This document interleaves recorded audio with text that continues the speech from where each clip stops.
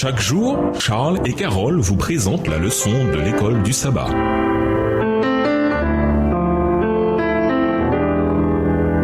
Bienvenue dans votre émission. Dieu nous parle. Nous voilà à la leçon de jeudi, le temple. Regardez à nouveau Néhémie 10 et versets 32 à 39. Pourquoi les pratiques liées au temple étaient-elles essentielles pour les Israélites? Comme le montre la déclaration, nous n'abandonnerons pas la maison de notre Dieu. Néhémie 10 verset 40 dans la version Summer. Pourquoi le temple était-il aussi important pour la foi dans son ensemble? Voir également Hébreux 8, les versets 1 à 7. Néhémie 10 et versets 32 à 39. Nous nous imposâmes aussi des ordonnances qui nous obligeaient à donner un tiers de cycle par année pour le service de la maison de notre Dieu, pour les pains de proposition, pour l'offrande perpétuelle, pour l'holocauste perpétuel des sabbats, des nouvelles lunes et des fêtes, pour les choses consacrées, pour les sacrifices d'expiation en faveur d'Israël et pour tout ce qui se fait dans la maison de notre Dieu. Nous tirâmes au sort sacrificateurs, lévites et peuples au sujet du bois qu'on devait chaque année apporter en offrande à la maison de notre Dieu, selon nos maisons paternelles à des époques fixes pour qu'il fût brûlé sur l'autel de l'Éternel notre Dieu, comme il est écrit dans la loi. Nous résolûmes d'apporter chaque année à la maison de l'Éternel les prémices de notre sol et les prémices de tous les fruits de tous les arbres, d'amener à la maison de notre Dieu aux sacrificateurs qui font le service de la maison de notre Dieu les premiers-nés de nos fils et de notre bétail, comme il est écrit dans la loi,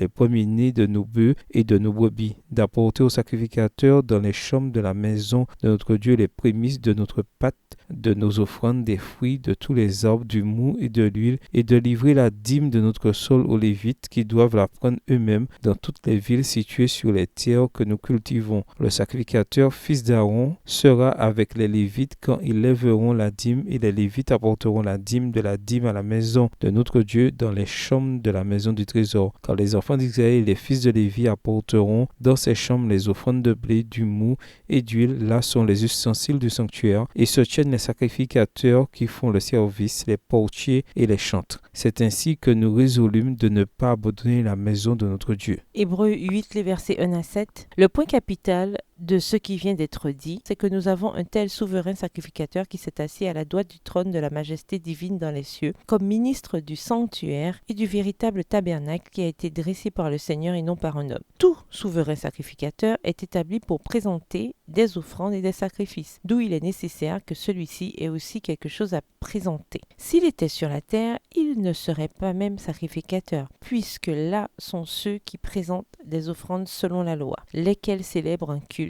image et ombre des choses célestes, selon que Moïse en fut divinement averti lorsqu'il allait construire le tabernacle. Et soin lui fut-il dit de faire tout d'après le modèle qui t'a été montré sur la montagne. Mais maintenant il a obtenu un ministère d'autant supérieur qu'il est le médiateur d'une alliance plus excellente, qui a été établie sur de meilleures promesses. En effet, si la première alliance avait été sans défaut, il n'aurait pas été question de la remplacer par une seconde.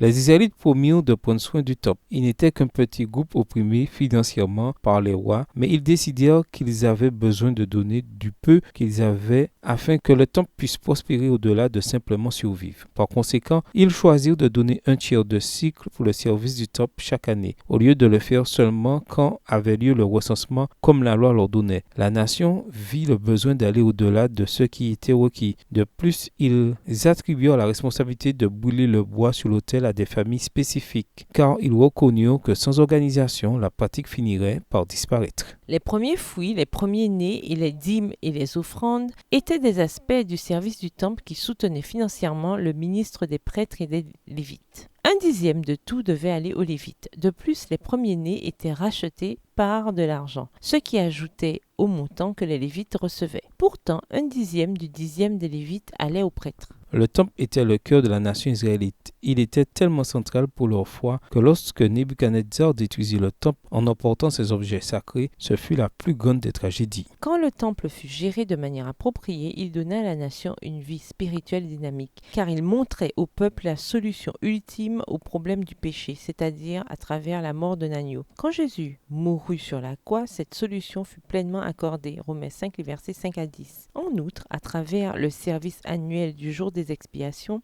le peuple apprenait qu'en définitive, Dieu a un plan pour se débarrasser du mal et du péché pour de bon. En d'autres termes, le temple servait de cadre pour révéler au peuple tout le plan du salut. Les leçons que nous pouvons retirer de l'examen des services du temple sont immenses et nécessaires si nous voulons avoir un tableau d'ensemble du caractère de Dieu et un éclairage sur le plan du salut. C'est une parole certaine et digne d'être pleinement accueillie. Jésus-Christ est venu dans le monde pour sauver les pécheurs. Je suis, moi, le premier d'entre eux. 1 Timothée 1, verset 15. Quelle était l'expérience de Paul et comment la faire nôtre? Au revoir. Et à demain si Dieu veut. Dieu nous parle. Chaque jour, Charles et Carole vous présentent la leçon de l'école du sabbat.